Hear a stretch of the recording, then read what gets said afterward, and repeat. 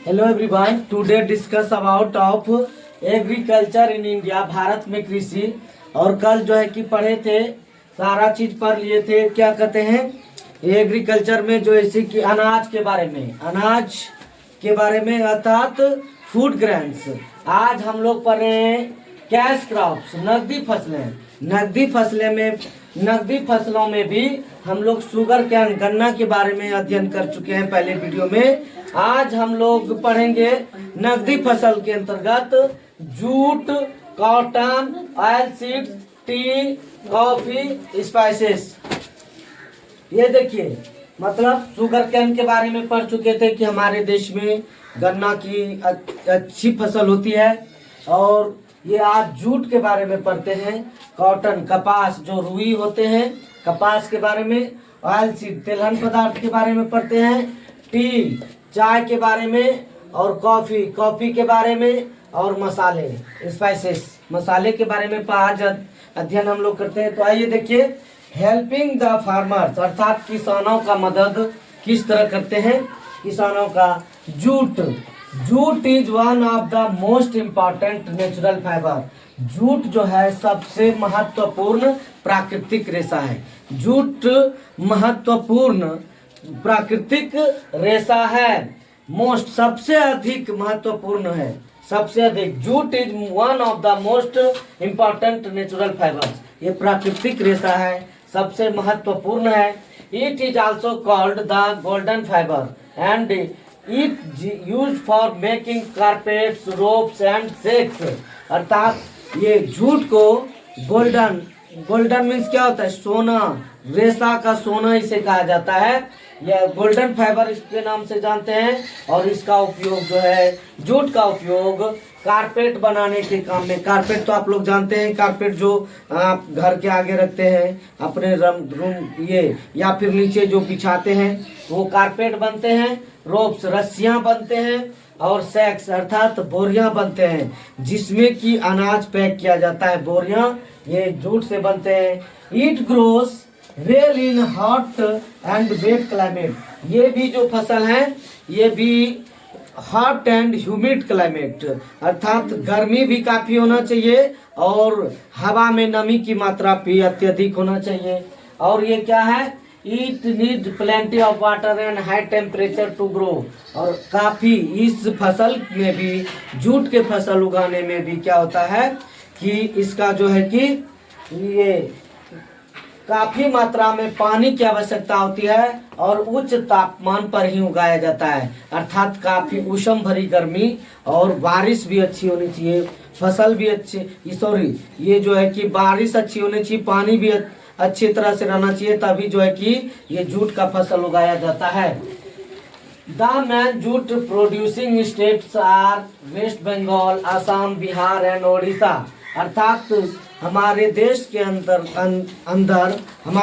अंतर्गत इन सभी राज्यों में जूट की अच्छी उपज होती है, जैसे कि पश्चिम बंगाल, असम, बिहार एंड उड़ीसा। इन सभी राज्यों में अच्छी जो है कि जूट की फसल होती है। कॉटन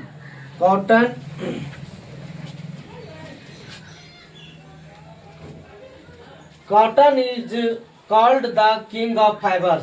कॉटन जो है कि रेशाओं का राजा कहा जाता है। ये कपास को cotton is called the king of fibre. रेशाओं का राजा। जितने रेशे हैं, रेशे से जो कपड़े बुने जाते हैं, उन सभी का राजा ये कॉटन है। It is leading commercial crop ground for its valuable fibre. और इसका जो उपयोग होता है वह व्यापार के उद्देश्य से होता है और ये बहुत मूल्यवान रेशे हैं। Cotton is use for making cotton clothes. It grows well in warm sunny weather and in drier area and black soil. और इसका जो उपयोग होते हैं, इसका उपयोग देखिए, इसका उपयोग कॉटन क्लॉथ, सूती कपड़े बनते हैं। और ये जो है कि इसका उपयोग, मतलब सूती कपड़े तो बनते ही हैं, और उसके बाद जो है कि सूती जो है गज भी होते हैं, जो कि डॉक्टर ये चिकित्सा में उपयुक्त होते हैं। रुई का उपयोग होते हैं। और इसका जो है कि ये बढ़िया से it grows well in warm sunny weather and in drier area and black soil. और इसको उगाने के लिए काफी सन्नी मतलब सन्नी वेदर मतलब धूप खिला खिला होना चाहिए, काफी धूप होना चाहिए, पीले पीले जो धूप होते हैं, और सूखे क्षेत्र जहाँ बारिश कम होती है, और काली मिट्टी इसके लिए उपयुक्त है। ये अर्थात यहाँ पर जीके जीएस बहुत आ रहा है, इस पे आप लोग ध्यान दीजिएगा। अगर एग्जाम में भी पूछा जाएगा तो बीच से ही पूछा जाता है। और ये जो है कि काली मिट्टी के लिए और ये सूखे क्षेत्र में ये उगाए जाते हैं, जैसे कि गुजरात। ये गुजरात जो है कि ये रेगिस्तानी भाग है, बहुत कुछ पार्ट्स जो है गुजरात, और जो है Maharashtra, Tamil Nadu, Madhya Pradesh and Punjab are the major cotton producing state. इन सभी राज्यों में जैसे कि गुजरात है, महाराष्ट्र है, और तमिलनाडु है, मध्य प्रदेश है एंड पंजाब है, इन सभी राज्यों में कपास की खेती अच्छी होती है। देखिए नेक्स्ट है ऑयल सीड अर्थात तेलहन पदार्थ। Oil seed mainly include mustard, groundnut, sesame, rapeseed and sunflower. अर्थात ऑयल सीड के अंतर्गत जो है कि ये मेन इंक्लूड मस्टर्ड, सरसों का तेल जो है, सरसों का तेल काफी अच्छे होते हैं। सरसों के तेल को जो है कि आप पुराने जमाने के लोग अभी सरसों का जैसे कि इसका जो है उपयोग जो अभी सर्दी का मौसम है, अगर आप सर में लगाते हैं सरसों तेल तो आपके बाल में कोई प्रॉब्लम नहीं होगी, शरीर में भी लगाने का है। और जो है कि हमारे पूर्वज लोग रात में सोते समय आँखों के पलकों पे हल्का गर्म करके लगाते थे। और आपको भी अगर इस तेल का गुण देखना है तो शुद्ध सरसों तेल को लीजिए, और उसमें जो है कि अगर सर्दी खांसी है, आपको सर्दी खांसी काफ़ी परेशान कर रखा है, आप दवाइयाँ लेते हैं तो दवाइयाँ जो होते हैं इंग्लिश दवाइयाँ वो तो एक्सीडेंटल ही होते हैं, वो एक दवाई खाते हैं एक बीमारी का तो कई बीमारी हमको साथ भी देते हैं। इसलिए हमें हर्बल का उपयोग करना चाहिए, मतलब हर्बल औषधि युक्त, उसमें जो है कि ये गर्म करके तेल को गर्म करके लहसुन उसमें डाल करके उसमें आपके 20 उंगलियां जो है 10 उंगलियां हाथ के और 10 उंगलियां पैर के, उसमें गर्म जितना आप बर्दाश्त कर सकते हैं, गर्म जितना गर्म हो कि बर्दाश्त हो जाए, उसमें उंगली पे डाल लीजिए और अपने तलवा में रगड़ लीजिए, हाथ में और नाक में डाल करके, तो आप सुबह पूर्ण रूपेण रिलैक्स महसूस करेंगे। अगर टेबलेट्स खाते हैं तो टेबलेट्स तो ये आयुर्वेदिक तो ठीक है, परंतु इंग्लिश दवाइयाँ तो एक्सीडेंटल ही होते हैं, और ये जो है कि एक खाते हैं हमें और कई बीमारियां हो जाते हैं। इसलिए हमें हर हाल में आयुर्वेदिक चीज का ही उपयोग करना चाहिए। इसी तरह जैसे कि मस्टर्ड ऑयल है, इसको आप खाते हैं भोजन के रूप में लेते हैं, सब्जियों में खाते हैं, तो आपके डाइजेस्टिव सिस्टम को, पाचन क्रिया को भी ये अच्छी तरह से बरकरार रखते हैं और अच्छा पाचन होता है और आपको ठीक ठाक रहेगा, कोई दिक्कत नहीं है, किसी तरह की कोई कॉन्स्टिपेशन नहीं होने का चक्कर रहेगा, ये इतना बेहतरीन है।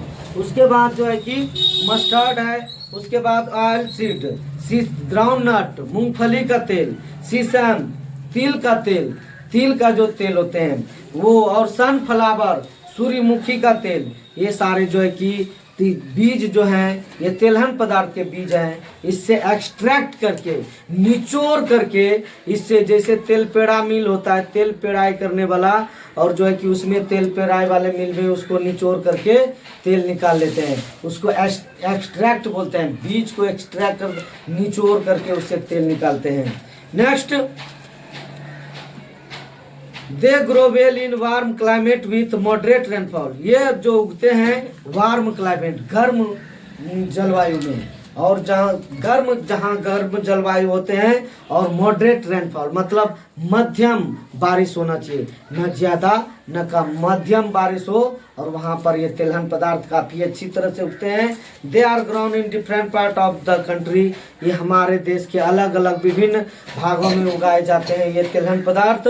अब है नेक्स्ट है ये ऑयल सीड हो गया। टी, कॉफ़ी देखिए क्या है, coffee. Tea is one of the major cash crops of our country, ये हमारे देश का मुख्य नकदी फसल है। India produces tea on a large scale, और इंडिया हमारे देश भारत में काफ़ी बृहद पैमाने पर जो है कि ये चाय उगाए जाते हैं, चाय की खेती होती है। इनफैक्ट वास्तव में India is one of the largest producing of T and the world, इसलिए हम कह सकते हैं पूरे वर्ल्ड में इंडिया सबसे ज़्यादा चाय उगाने वाला देश है।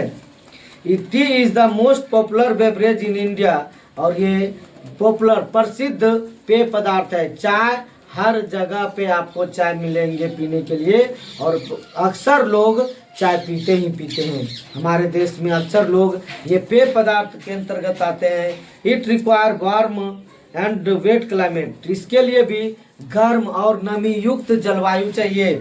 It is mostly grown in Assam, north part of West Bengal and the Nilgiri hill on the south, अर्थात ये जो चाय की खेती होती है असम में होती है, north part of West Bengal Paschim Bangal के उत्तरी भाग में, और नीलगिरी की पहाड़ियों पर, ये Nilgiri hills in the south में, दक्षिणी भाग में जो है नीलगिरी पहाड़ियों पर जो है कि चाय की खेती की जाती है।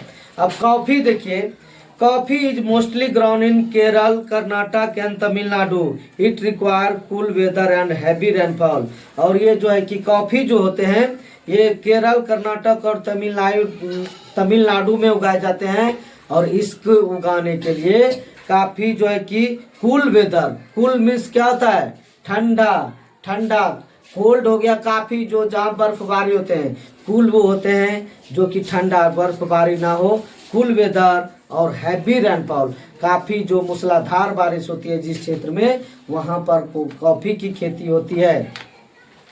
नेक्स्ट देखिए स्पाइसेस, मसाले क्या हैं। Spices include pepper, chillies, cloves, cinnamon and cardamom, अर्थात मसाले के अंतर्गत आते हैं पेपर, काली मिर्च जानते हैं जी, काली मिर्च क्या होते हैं, मरीच जिसको हम लोग देहात में बोलते हैं, काली मिर्च, मिर्ची, चिल्लीज मिर्ची, और क्लव्स लौंग, सिनामोन दालचीनी, कार्डामोम इलायची, ये सब जो है कि मुख्य रूप से यहाँ पर उगाए जाते हैं, और इसको उगाने के लिए राज्य हैं केरल एंड कर्नाटक, ये मुख्य रूप से यहाँ पर उगाए जाते हैं। इसके अलावा मसाले के अलावा beside the food crops and the cash crop, India also produces the variety of fruits and vegetable, अर्थात फूड क्रॉप्स जो खाद फसलें हैं, खाद्यान्न वाले चीज़ें हैं, खाने वाला अनाज है, और मसाले के अलावा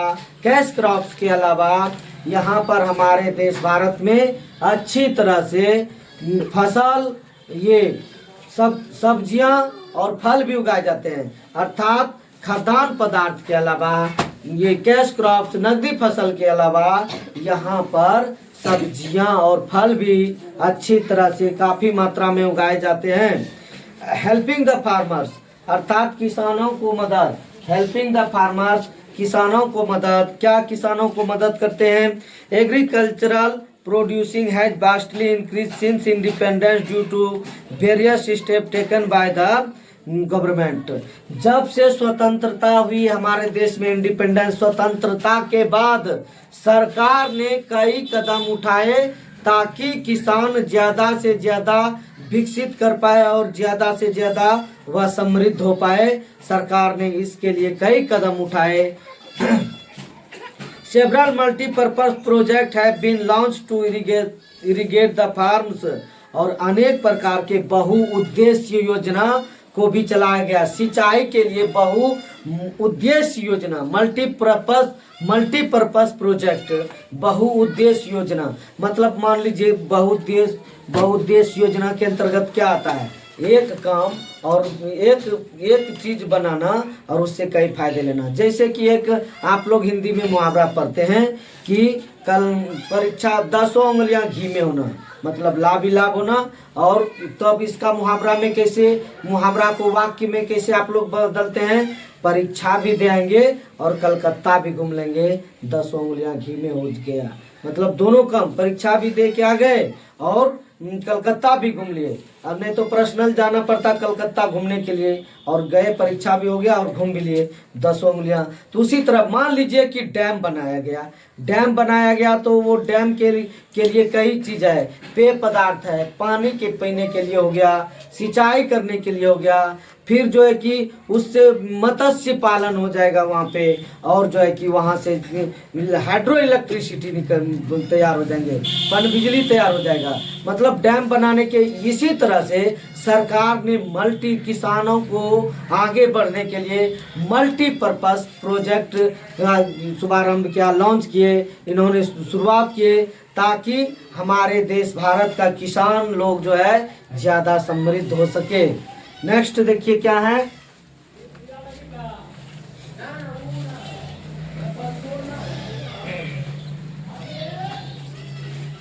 farmers are being educated about the benefit of using manure and organic fertilisers. और किसान को शिक्षित किया गया, किसानों को भी शिक्षित इसलिए किया गया कि आप खाद का वैल्यू समझिए कि किस फसल में कितना कौन सा खाद डाला जाएगा, और जो है कि वह ऑर्गेनिक जो होते हैं अर्थात जैविक उर्वरक जिसको बोलते हैं, जो केमिकल युक्त होते हैं, वो उसका वैल्यू कितना कैसे करना है। खाद जो होते हैं, खाद मैन्योर, जो जानवर के जो अपशिष्ट पदार्थ होते हैं या पेड़ पौधे के सड़े गले जो भाग होते हैं, अगर वो कितना मात्रा में होना चाहिए। ये फर्टिलाइजर जो उर्वरक जो होते हैं इसका कितना मात्रा होना चाहिए, इसके लिए भी किसानों को ये शिक्षित किया गया ताकि वो बेनिफिट अच्छी तरह से ले पाए। The government also provide loans to the farmer to buy modern agricultural tools and machines such as tractor and threshers.